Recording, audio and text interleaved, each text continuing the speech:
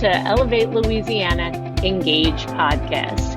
Elevate Louisiana was founded earlier this year to empower women leaders throughout Louisiana by connecting and educating them on the challenges impacting our state with data-driven, nonpartisan solutions to make a better future for Louisiana. Hello, I'm your host, Julie Stokes, and today we're recording our first in a four-part series on the state of higher education in Louisiana. These four videocasts that we are recording are a prologue to an interactive webinar on August 28th between the members of Elevate Louisiana and our four speakers. Elevate's August 28th webinar will be a forum where our members will discuss higher education policies with the policymakers in Louisiana so that our civic leaders can get more engaged in making a better Louisiana. Our guest today is Dr. Jim Henderson, President of the University of Louisiana System. Since his appointment to that post in 2017, he has led the universities of Louisiana in the creation of a strategic framework that charges its universities to produce the most educated generation in Louisiana's history, drive growth through public-private partnerships and research, and recruit, retain, and develop world-class faculty who educate students, empower employers, and enrich communities. Welcome, Dr. Henderson. Hey, Julie, it's great to see you. Thank you for the opportunity. Great to see you too. And I love those goals. Yeah. Dr. Henderson, that sounds so good. You know, I've enjoyed watching your career as you ascended to this position from Northwestern State University in Natchitoches, Louisiana, where you served as president. And I've had the opportunity to visit you up there, and what a great place to visit and eat one of those famous meat pies. Yeah, at Lazion's, and it's a beautiful community. The city of Natchitoches, of course, it's historic, and I think it's one of the most beautiful college campuses in the country. A lot of people don't realize this. It's the oldest permanently dedicated site to higher education in the state of Louisiana. So it's been on that site longer than even our flagship has been here in Baton Rouge or any other, and was honored to be president of my alma mater, and then to come here and do systemic work has been a great pleasure as well. Yeah, well, I will say the fun of a Northwestern football game is really unmatched in character and community. I got to say, I had such a blast when I spent a day there. Yeah, and I've also, you've got to love the war cry, right? Yes, that's right. Fork 'em demons. Fork 'em demons. I love it. Yeah, great community, great spirit, tremendous. And the School of Creative and Performing Arts there is something that people don't realize just how strong it is. There's a very prominent private school in Texas that has a good creative and performing arts school. When they find out that one of their students might visit Northwestern State, they automatically up their scholarship offer just to keep them from even visiting. It's that impressive. Oh, that's great. Well, and it's a great little town. I tell you, I could picture retiring there. I really could. It's just pretty. Beautiful. So, Dr. Henderson, we're living in a world right now that's predominated by a global pandemic.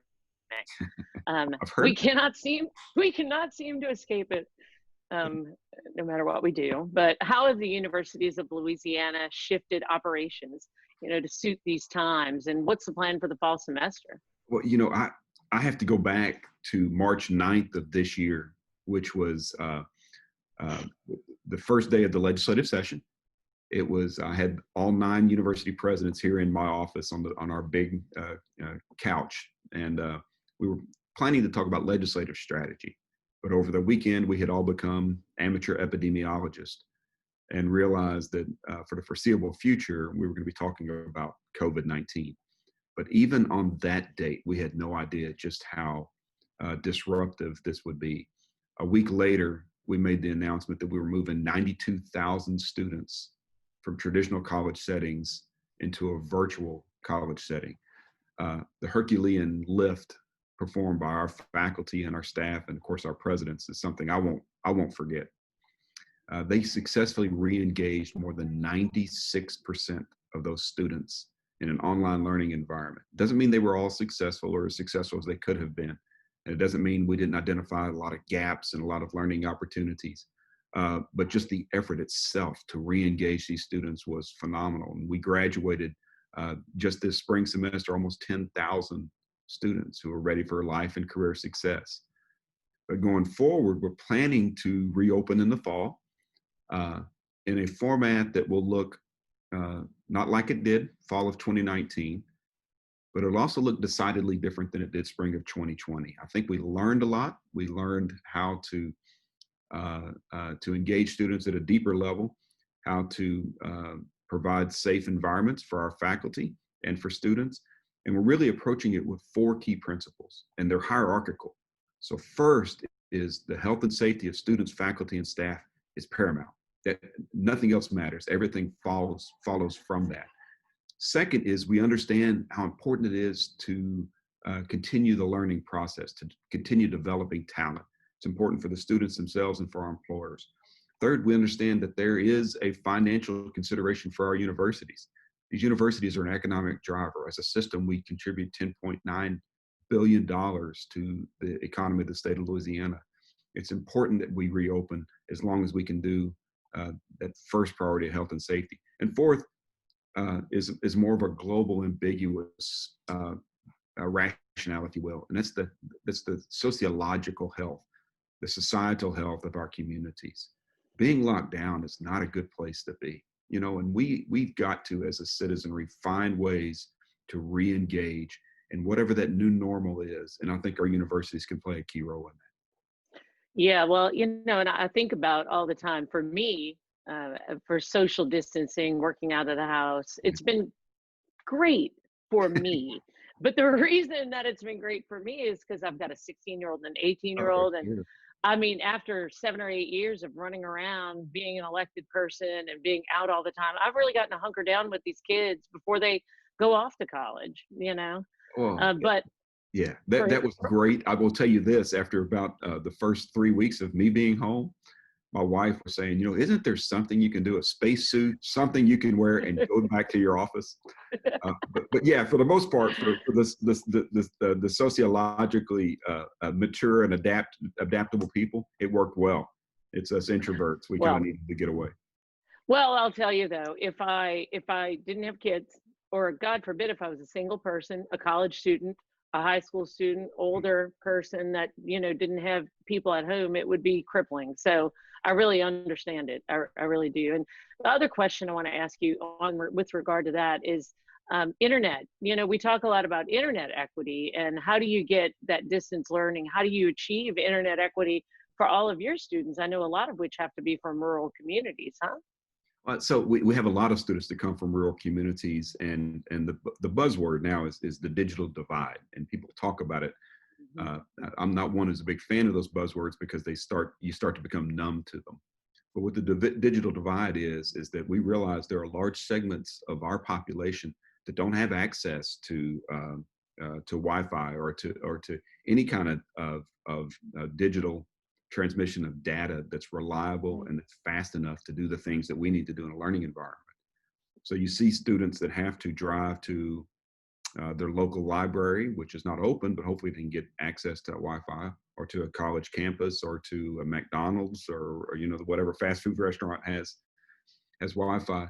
And even that is sporadic when you get to rural parts of Louisiana. Think about the Northeast, the Delta, or even that western part of Louisiana, right there on the banks of Toledo Bend, and then coming back eastward into the state. Huge deserts in terms of digital access, data access, and so, you know, I drive all over the state all the time. I can tell you mile markers where you can't even get cellular data, and that's when you schedule your call about a mile before you get to mile marker 46 for that person you don't really want to talk to. You know, so I remember that 46. yeah, but it's a big concern for us, and I think we're taking steps to fix it. It will not be fixed in time for this fall, and that's another reason why it's important that we find safe ways to bring students back to our campuses or back to a learning environment where they can access an education. Yeah. Well, yeah, having to go sit at a business the whole time you do your homework Huh, is less than ideal. that's right. Um, okay, so for the fall though, the way it's anticipated right now is that kids will come back, they will stay in their dorms That's right. and go to And school. that's right. And people sometimes don't realize it's really a small number of students that stay in dorms. It's about 25% of our student population is in dormitories. And so we're taking steps to ensure that the dorm space is conducive to healthy learning, that we have a place for students that live in dorms in the event of an outbreak, so that we can put them in a place where they're isolated or quarantined as the situation warrants. But the vast majority of our students are coming from communities, and we want to ensure that we're able to adapt and respond when an outbreak occurs in that location as well. But at the same time, accommodating those students and those faculty and staff that come from vulnerable populations. We know if you're over age 60, we know if you have hypertension or diabetes or an issue that started to plague a lot of us during the break, obesity. It started to rear its ugly head in my house. The COVID-19? That's right, the COVID-19, that's right.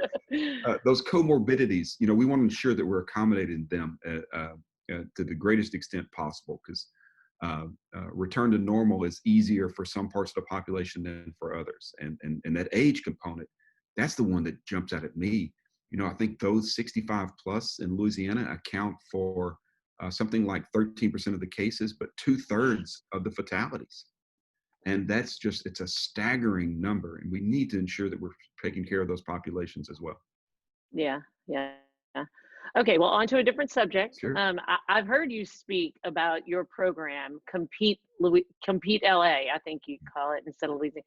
Compete LA, an initiative for returning students, which I think we have so much, a cornucopia of people that we can pull back into our school systems. Tell us a little bit about that. Well, so we realized that if we're going to create this most educated generation, as we call it, we needed to address those students that we're not reaching right now. It's a traditional marketing approach, if you will, from a business perspective. Where's that blue ocean that you can go out where there's a consumer base or a market that's not being addressed?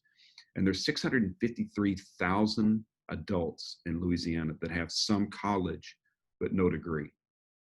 And you think about, how does that happen? Well, why does someone come to college and then not finish their degree? And it can be a lot of things.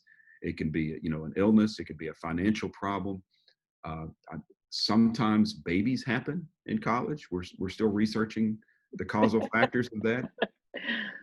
Sometimes it's a positive thing. Sometimes it's a job opportunity. And I think, in Northwest Louisiana, when the Haynesville Shale was discovered, and you were leasing property at $25,000 to $31,000 an acre.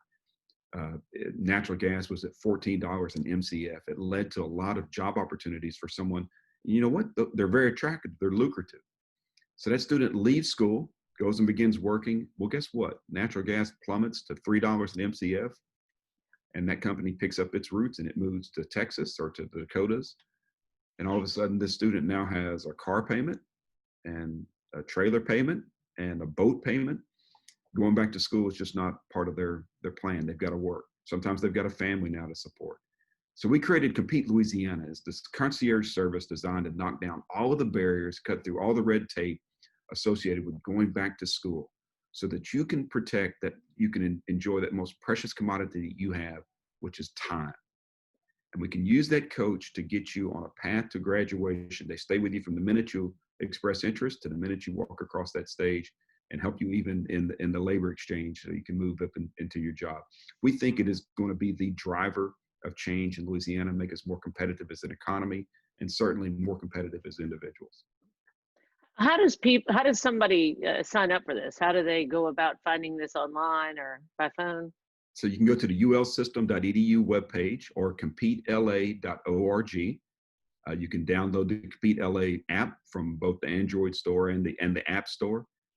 Put you immediately in contact with a coach. And listen, this is the great thing. Technology is driving the demand for a more educated workforce, but it's also enabling us to reach people at scale much easier. So we've got an artificial intelligence engine running in the background. We have analyzed every question that's ever been asked of us about coming back to school. And so we anticipate your questions and we know the answer. So while we couldn't possibly serve 653,000 adults individually with a coach immediately, we've already answered your question. So we've got a computer that's going to give you that answer in a way that you won't know if it's your best friend or if it's us or who it is. Doesn't take away the personalization, because you're going to be with a personal coach. but at the same time, we're able to scale up our operation and serve you immediately. And that's the hardest thing for people to give up, is the time associated with coming back to college. Yeah, no, but I typically think that a lot of returning students in their adulthood have matured and they're ready to they're not ready to fail a class. As they would say, ain't nobody got time for that. No, listen, they're the best students we have. They don't skip class. They're very serious about getting their work done because they're goal driven. They understand this is my path to where I want to be, and Right. so they're serious about the work. Yeah. So there was a flat rate tuition that went with this, or So this May, we decided that was the other piece, the other precious commodity is resources. So we created a flat rate tuition. It's $275 per credit hour. That's all in. There's no fees associated with that. That's it. It is an extraordinarily it's priced at a way that it makes the program more attractive than some others you might hear on your Sirius XM radio or or television that's constantly advertising. You can go to your school, the school you know and love, the one that's in your community, the one that has an alumni base in your community, and you can do it at a rate that is less expensive than many competitors that offer other avenues. So we think that $275 a credit hour will make it, number one, not complex to figure out how much it costs, but two, lower that total cost of completing your degree. well, that's really great. And so this, just to clarify, this is for people returning for a bachelor's degree, or does it apply for a master's, or is it So just bachelor's? yeah, this is for those that have some college but no degree, so no bachelor's degree, who have been out of school for at least 2 years. So it's a very specific population. For master's degrees, those cost a little bit more, but the vast majority of these, hey, we'll work with you. We'll work with you. We'll find an avenue. Listen, master's degrees are becoming much more attractive in the marketplace as well. We have a number of employers that understand that the what to do and the how to do things is easy. It's the how to think. It's the critical thinking, the problem solving, the effective communications that come with a college education that give you a competitive advantage in the marketplace, because that's what employers need, right? Yeah. Technology, artificial intelligence, robotics, and automation, they can do the work, but they can't do those human things that are so, and we'll never figure out how to replace the humanity as We long hope as we not. develop humans, right? We hope not, right? Yeah. If Elon Musk has his way, we'll all have computers embedded in our heads. Yeah. Well, I always thought if I could have Google Glass and it would tell me who I was looking at every time I Just the name. had Give somebody me in the front of me. name right here. It'd be Exactly. Amazing. perfect. So, and that is a great treadway into the next thing that we thought about talking about, which was the future of work. Yeah. The world's moving so fast, and technology, it's amazing to be alive in this time. I always thought about when you look back at people that were alive during the Industrial Revolution, and you thought, what would it be like to be alive during such a big change in the way things were done? And here we are, right in the middle of it. Julie, in the early 19th century, the Luddites were trained artisans, right? And they became so afraid of technology, they started destroying factories and destroying machinery because they thought that they would be replaced by low-skilled, low-wage workers. This is the early 19th century, early 1800s. The mid-30s, John Maynard Keynes was talking about technological unemployment, that technology was advancing so quickly that we would see massive shifts or massive reduction in employment of humans because they'd be replaced by machines. So this is not a new concept, right? What's happening, what's different this time is in the past, every time we have seen an increase in the rate of technology, we reach a plateau, right? And then we have time to catch up and the market catches up. Because of artificial intelligence, that line is now a curve. So it's an exponential rate of growth.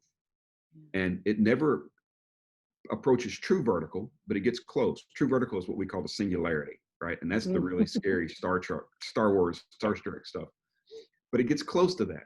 As a result of that, OECD has estimated that 47% of the tasks currently done in the United States could be automated by the year 2030. 47%. But here's the key. it's not the job that's automated, it's the task. And so if you think about that, if you think about it from that perspective, if you're able then to add another level of value beyond the task itself, you become much more productive and much more attractive to that employer. And you think about the work of an administrative assistant. You know, we're just 15 years ago, my administrative assistant, her main job was to type in the names off of business cards into my Rolodex, right? Yeah. How much time do you think the administrative assistants do with that now? They don't. They're making critical decisions and communicating. And mine is making decisions that affect 92,000 students and a $1.3 billion enterprise. So the skill set associated with that job has changed because the tasks have become so much more complex. It's an exciting world to me, even though Yeah. all this kind of change can be scary to many. Well, absolutely. You know, and I like what you say though. It's automation of tasks That's right. and That's not automation of the human mind, or reaching the singularity, which well, God right. forbid. But you think about that in terms of drivers. Yeah. Delivery drivers, 18-wheelers. Just there's so much automation possible there.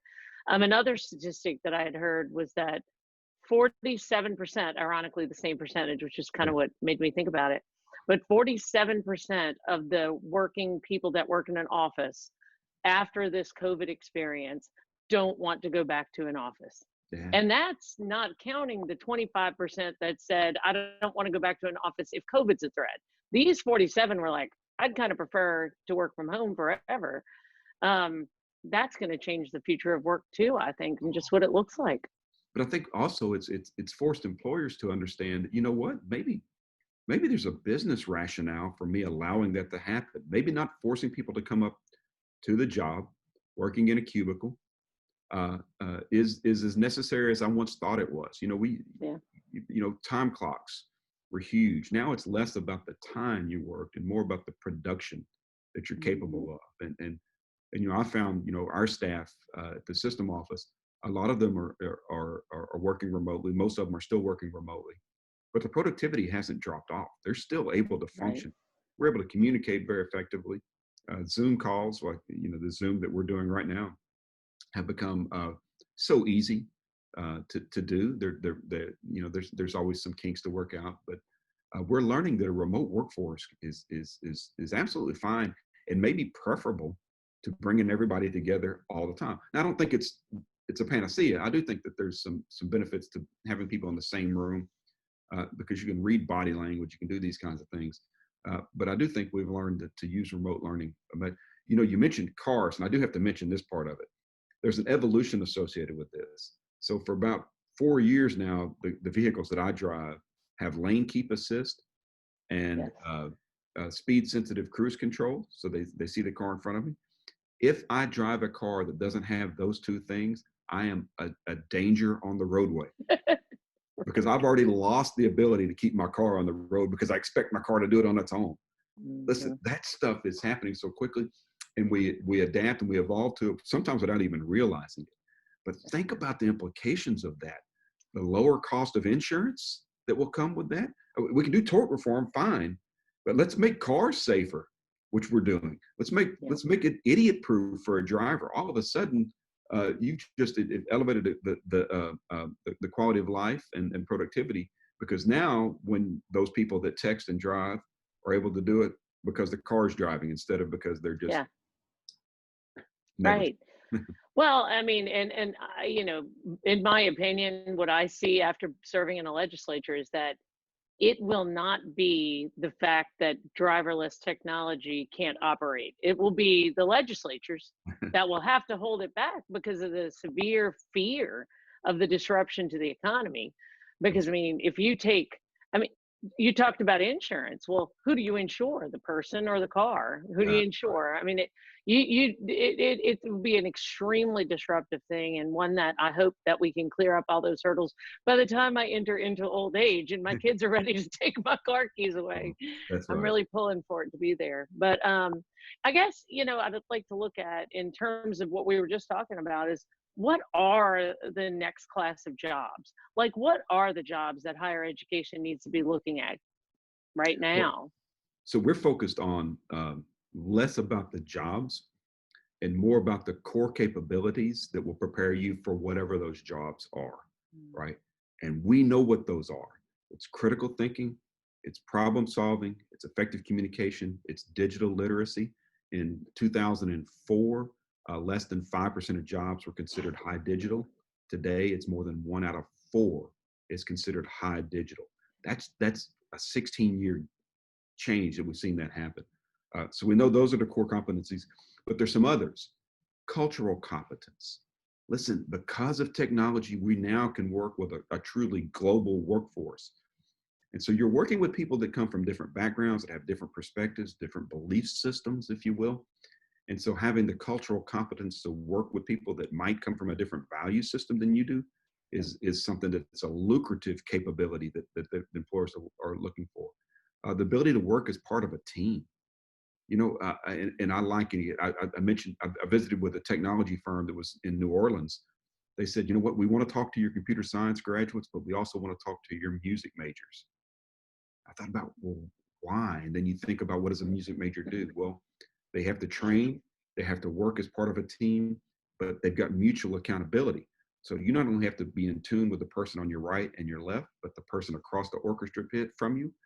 And if any one of you falls short, the entire organization fails. So Yeah. you think about the capability that develops in that person and how that person could be a valuable addition to a technology company. Wow. I mean, so it was like a light bulb went off in my head. That's the capabilities that are going to ensure that we're adaptable to whatever the future brings. That's interesting. And, one of the things you talked about was the ability across cultures Yeah. for everybody to, get along. And with COVID in the same time frame, we've dealt with a lot of other social phenomenon that, we've had the Black Lives Matter movement. We've had a lot of social justice discussions. And from hearing you speak before, I know that inclusion is a really important part of your vision for the UL system. And I was wondering, maybe you could tell us a little bit about an initiatives that you might have with that. So we inclusion and diversity are concepts we've embraced now for the last 3 years. Of course, we've always embraced them, but it's really been purposeful the last 3 years, mostly because well, 2 reasons. One, and I subscribe to the moral aspects of that. I think it's the right thing to do. But if you don't subscribe to that, you have to understand there's a business imperative, because if you're serving a diverse clientele and your business is dependent upon them, you better understand the issues that are affecting their ability to be part of your organization. So if you don't subscribe to the social justice piece, understand the business imperative associated with it. And when the 2 of those things come together, that's a powerful moderating force for you to take into account. So we've launched a system-wide effort around diversity and inclusion. We call it the Reginald F. Lewis Educational Equity Initiative. And Reginald F. Lewis was an African-American entrepreneur who grew up in Baltimore. He went to Harvard Law School. In the late 80s, he led a $1 billion leveraged buyout of Beatrice Foods. It was the first time that no one was even thinking about leveraged buyouts. He's a remarkable example of someone that was able to accomplish a lot as an individual, create a model for others to follow of ethical, of visionary leadership in business. And his widow, Loida Lewis, and I became very, very close friends. She came down and visited with our entire system at a system-wide conference. And she says, I would be honored for you to use Reginald F. Lewis as the namesake of your efforts. And it encompasses our total efforts. And one, being more inclusive in our environment, but 2, driving the talent development amongst populations that have long been underserved in Louisiana. I think that's going to be essential to our future. And it's something I've gotten a lot of intrinsic reward from. Well, that's great. And I love to have a story behind that name. So Yeah, that's wonderful, that's right. wonderful to learn about. So the last question that I really want to get to before we wrap up is, what do you need? Like, what is it that, if Elevate Louisiana or all the civic leaders around the state could all band together behind one thing that higher education truly needs to reach its goals, what would that be? And it doesn't have to be just one, but Yeah. So I think it's multifaceted. One, we have to invest in higher education. And that's a, that's a tough thing because I know legislators and governments are faced with the scarcity equation. They have unlimited demands on very limited resources. And I don't mean that we need to just stuff a bunch of money in at a nebulous problem and think we're going to solve it. But we do need to look at how we're investing in higher education and how we're prioritizing higher education amongst all of our investments. But resources are just part of it. The more important piece is to ensure that we've got the system of accountability that drives performance in our organization. And I'm not talking about accountability to process. In Louisiana and in most governments, we have layers of bureaucracy that serve as those measures of accountability. But again, it's about process. We need to invest in accountability for outcomes, right? What is it that we're doing that's really driving metrics? And it's not just about graduation rates. It's about growing the economy. What have we done to elevate those that are at the bottom of the socioeconomic strata and moving them forward, right? Giving them upward mobility.